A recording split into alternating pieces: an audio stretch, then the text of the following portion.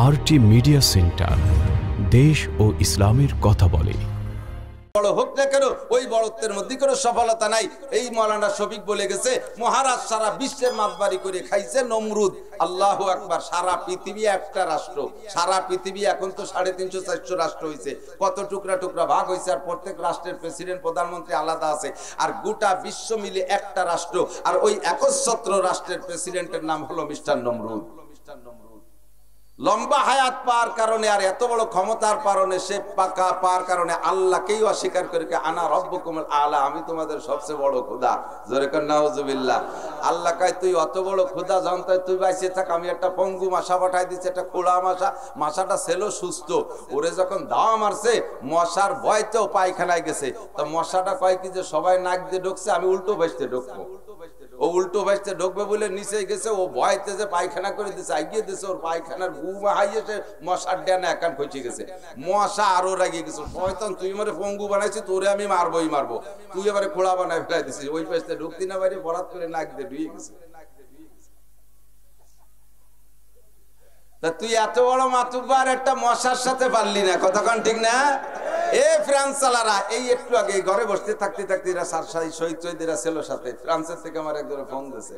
ফ্রান্সের হালাত অল্পক্ষণের মধ্যে নগদ খবর আমি জানিয়েছি। ফ্রান্সের খবর বলো, মুসলমান যারা আছে বিশ্বের যে প্রান্ত থেকে ফ্রান্সে যারা মুসলমান আছে সকলকে আবদ্ধ করে দিয়েছে। ফ্রান্সের সমস্ত মসজিদ গুলো তালা লাগাই দিয়েছে, মসজিদে নামাজ পড়তে দিচ্ছে না। আমি সফলতা কাকে বলে? সারা দুনিয়ার রাজা বাচ্চা হয়েও টিকে থাকতে পারে নাই, অতএব এর নাম কোন সফলতা? এর নাম সফলতা? ইমামে গাজালি রহমাতুল্লাহ আলাইহিকে সম্ভবত এক বেয়াদব প্রকৃতির এক রাখাল, বেয়াদব প্রকৃতির রাখাল, রাখাল আবার একটু বেয়াদব প্রকৃতির, যাইয়ে কইতেছে ওই রাখালের কাছে ছাগল রয়েছে, ওই ছাগল একটা বুড়ো ছাগল, দাঁড়িয়ে ছাগল, দাঁড়িয়েলা ছাগল আছে না, এই দাঁড়িয়ে ছাগল, দাড়ি দেখলে এক দলের গায়ে চুলকনি ওঠে, আছে না নাই? আছে না নাই? দাড়ি দেখলে চুলকনি ওঠে, খাইজনি সাথে মানে ঠাট্টায় রেখা, ও চাচা, ওর বয়স আমার চেয়ে 10 বছর বড়, সে আমারে চাচা কয়, এ আছে না নাই?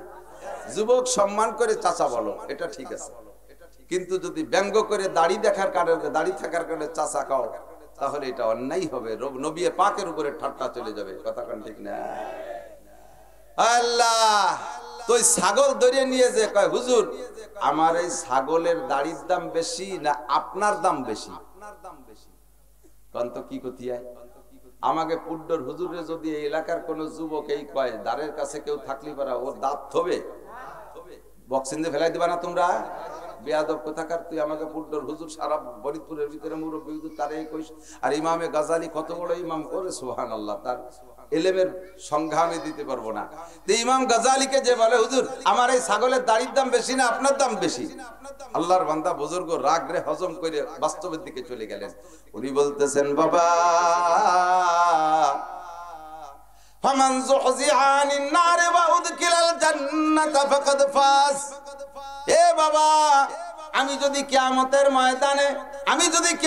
ময়দানে জাহান্নাম থেকে নাজাত পাই, জাহান্নামে আমার যাওয়া না লাগে, আর জান্নাতের সার্টিফিকেট ডান হাতে আমলনামা পেয়ে যদি আমি জান্নাতে ঢুকে যেতে পারি, তাহলে আমি তোমার ছাগল নয়, সারা দুনিয়ার সমস্ত ফেরেশতা, সমস্ত মানুষের চাইতে আমি উত্তম। পক্ষান্তরে যদি কিয়ামতে আমি ইমাম গাজালি ধরা পড়িয়া যাই, আমার আমল যদি সব বাতিল ঘোষণা দিয়ে দেয় মালিক, আর আমি যদি জাহান্নামের সার্টিফিকেট পাইয়া যাই, বাম হাতে যদি আমলনামা আইসা যায়, তাহলে তোমার ছাগলের দাড়ি রায় আমি তোমার ছাগলের পায়খানার চাইতে নিকৃষ্ট কম দামি।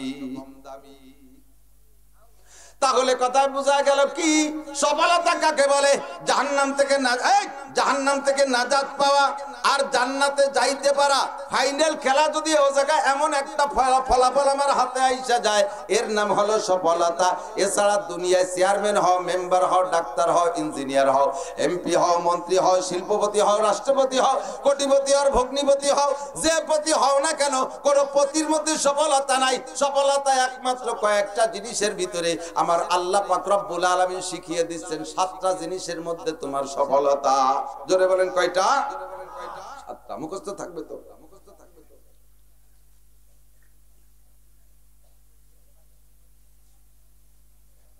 থাক, আমার লাগবে না। বাতাস নিলে এবার গলা বসে যায়, বড় জ্বালা। তাই তো আপনারা বসে রয়েছেন গরমের মধ্যে, গামতিছেন না, আমরা গামিয়ে লুঙ্গি ভিজে যাচ্ছে। এরপরে দুটি টাকা দিলি, দেখছো তুমি 1 ঘন্টা হজ করি, কটুন টাকা নিয়ে গেল। শীতকালে আপনারা কম্বল গাইতে বসে থাকেন, বক্তাকে দাড়ি বাইয়ে কান বাইয়ে পানি পড়ে, কোদাল কোবার এসছে কঠিন মিয়া। সারা দিন বেড়ে যা করি তা তো আর কি খবর লাগে আল্লাহ। এরপরে ইন্তজার করে শুইলে ঘুম আসে না, কাজে কাজে বসে বসে কিতাব পড়ি ফজর পর্যন্ত। ফজরের নামাজ পড়িয়ে একটু ঘুমাবো বলে নিয়ত করি, দলে দলে লোক যাই দরজা গুততি তারে থাকে, ঘুমতিও দেয় না। দিন বইয়ে কত ঝামেলা, মাদ্রাসা 2-3 মাদ্রাসা খয়রাত করে বিক্রি হয়ে মাদ্রাসা চালানো। প্রত্যেক মাসে 2.5-3 লাখ টাকা বেতন দেওয়া লাগে, সরকার 2.5 টাকাও দেয় না। ওদিকে পিএস কয়টা সব আপনাকে দিক, আমাকে ওদিক তো ওইটাই না। আর গোড়ার কুষ্টা হয়েছে একটু একটু, কুষ্টা গোড়ার কুষ্টা হয়েছে এবার, তা তো আমাকে ওদিকে ভালো হয় না। বেশি মানে 20-22 মণ পাঠ হয়েছে, 31 জন শিক্ষক শিক্ষিকা, 500 ছাত্র ছাত্রী, 2টি মাদ্রাসায়। কিভাবে চলি আল্লাহ ভালো জানে। এই টেনশনে শুইলে ঘুম আসে না। তারপরও আপনাদের জন্য যা পড়ি কোরআন হাদিস থেকে তার একটা ক্লাস নিয়ে আসছি, মনে থাকবে তো ইনশাআল্লাহ। তাহলে সফলতা এক কথায় বুঝে নেন, এবার ধান ভালো হয়েছে, পেঁয়াজের দাম ভালো পাইছি, পাটের দাম ভালো পাইছি, আমরা সফল। কথা কন, সফলতা জাগতিক সফলতা সাময়িক কিছুক্ষণের জন্য, দুনিয়ার হায়াত আখিরাতের সামনে একেবারে কম না, কতটুক কম। যদি কোনো মানুষ দুনিয়ায় 70 বছর হায়াত পায়, তাহলে আখিরাতের ওই বিশাল হায়াতের সামনে এর 70 বছরের হায়াতকে ধরা হয় 2.5 সেকেন্ড। দূর কইতে কইতে তেল ছায়া গেছে, কথা মোটে কানের মধ্যে ঢোকে না। 2.5 সেকেন্ড কতটুক? 1 2 3 কর আগে 2.5 সেকেন্ড হয়ে গেছে। এই 70 বছরের হায়াত আখিরাতের সামনে 2.5 সেকেন্ড। তাই আল্লাহ বলেন, আমাল হায়াতুদ দুনিয়া ইল্লা কালিল ওয়া ইন্নাদ দারাল আখিরাতা লাহিয়াল হায়াওয়ান। ওরে দুনিয়ার জিন্দেগিতে যত সুখ শান্তি পাও না কেন বন্ধু, এটা মাত্র 2.5 সেকেন্ডের মুআমালা। ওয়া ইন্নাদ দারাল আখিরাতা লাহিয়াল হায়াওয়ান। শান্তি পাওয়ার অশান্তি পাও, জান্নাত পাওয়ার দোজখ পাও, মূল হায়াত হলো আখিরাতে। ও জায়গা শুরু হবে তো শেষ হবে না। এ যুবক আমার দিক থেকে, আখিরাতের হায়াত শুরু হবে তো শেষ, শুরু হবে তো শেষ। কতদিন শেষ হবে না? যতদিন মনে চাও ততদিন শেষ হবে না। শেষ হবে না তো হবে না, শেষ হবে না তো হবে না। কোটি কোটি কোটি কোটি জীবন ভরে কোটি করার পরও হাঁটুর কোটি খুলে যাবে, তবু কোটি করা শেষ হবে না। এত বছর আখিরাতের হায়াত, এতদিন আখিরাতের হায়াত।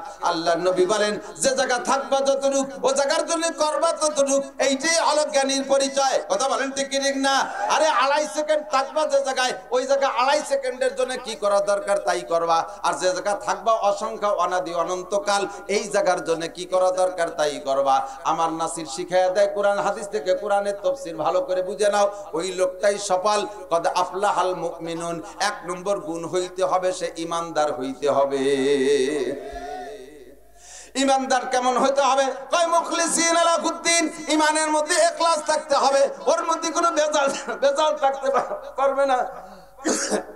ঈমানের মধ্যে কোনো ভেজাল থাকতে পারবে? সর্বময় ক্ষমতা, এই ঈমান বুঝাই দেই, সর্বময় ক্ষমতার মালিক কে? সৃষ্টিকর্তা কে?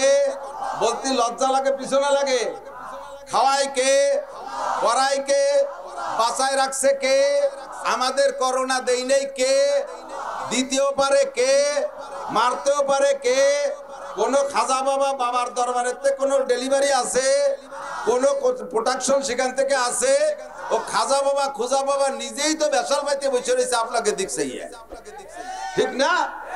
এর ভিতরে হাজারো মুসলমান যাইয়া বাবার দরবারে হায়াত চায়। ধরে কর নাউজুবিল্লাহ, তোর বাবারই তো বাঁচানি আমাবস্যা, ঠিক কি না? বাবার কি ক্ষমতা আছে? তার কোনো ক্ষমতা সে আছে তোমাকে পকেটের দিক তাকাইয়া। পাকিস্তানের এক ভদ্রলোক নিদায় মেহরাব মেম্বার একটা কিতাবের ভিতরে গল্প লেখছে। ওই পাকিস্তানের এক পিসাব গেছে, পিসাবের কাছে ওই এলাকার একজন জেনারেল উচ্চ শিক্ষিত বড় চাকরি, উনি গেছে পিসাবের নাম কাম শুনিয়ে মুড়ি দেওয়ার জন্য। তো পিসাবের কাছে